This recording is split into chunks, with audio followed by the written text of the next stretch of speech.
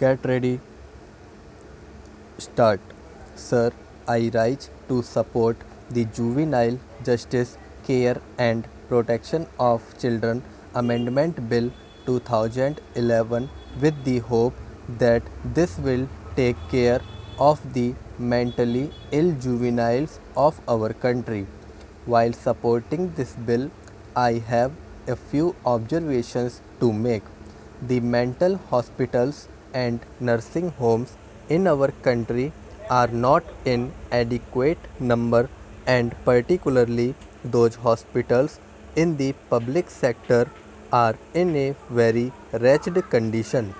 I cannot, being a doctor also, tell this house with much emphasis that sending our mentally ill juveniles to those places will help to get rid of their problems. Rather, they will be plunged into further problems. So, before sending them to those hospitals, the health of these hospitals should be taken care of first. My second point is that due to the present socio-political economic milieu, mental illnesses are increasing all over the world. It is also engulfing the tender brain of our children. As a result of social unrest, uncertainty of livelihood, and deterioration of social and moral values, including familial disharmony, children are falling victims of mental diseases. The present amendment has promises to deal with mentally ill children, but we can find any bill which can prevent the development and spread of such illnesses. We must ponder over the present socio-economic system which is producing such maladies. Mental illness still remains a stigma in our society. The affected persons are not treated well. It should be preached strongly by the government and all other agencies that medical science has remedies for this with medicines and proper care. As mentioned by Honorable Member, mental patients are kept in jails due to provisions in the Mental Health Act 1987. This is an old act and requires complete revision. I also request this House and the Minister to take care of that. I will appeal that no such mentally ill patient, including the juvenile, should ever be sent to jails according to the provisions of this act. In West Bengal, there is a very old and famous hospital, Mankundu Mental Hospital at Hooghly district. If properly taken care of by the central and the state governments for its revival, lots of juvenile mentally ill patients and mentally challenged adult patients will get benefit of this hospital. So, it should be taken care of properly. Drugs for mental illnesses are very costly nowadays. The government should ensure that these drugs should be made cheaper and should be regularly supplied to the homes and hospitals.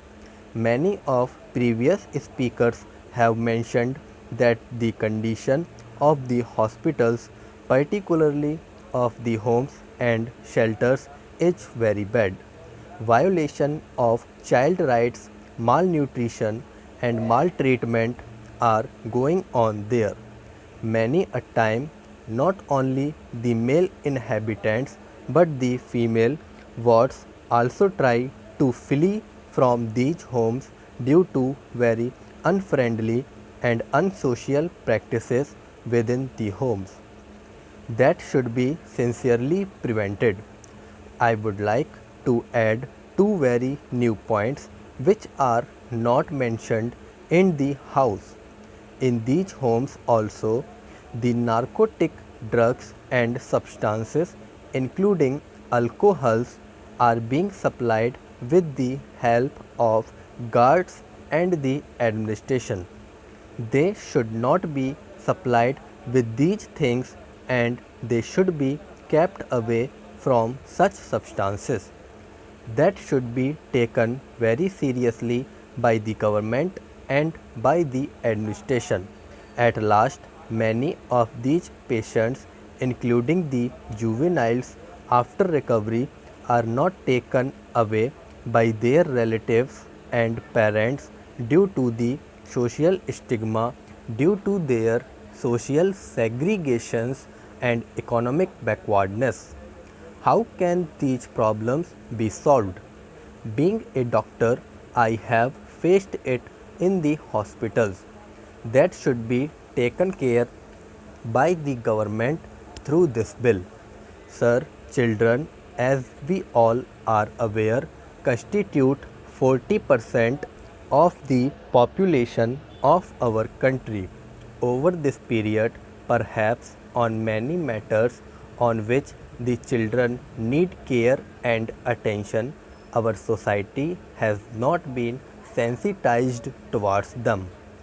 All the concerned persons, whether they be the guardians, the individuals, or the concerned departments, have perhaps not in the past shown that concern, shown that feeling of empathy for the children.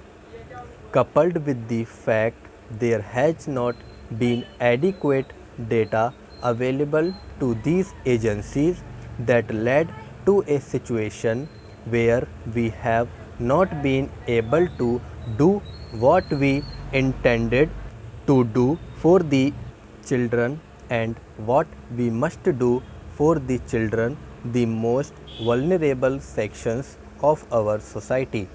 Sir, the required policy and legislative framework being in place, particularly when we have a markedly moved with a paradigm shift in governance from a welfare based approach to a right based one, and in this case, before I advert to what has been done, because that was a question which was raised by this government, I would briefly like to refer, though there should not be any need to some of the legal provisions in the Act.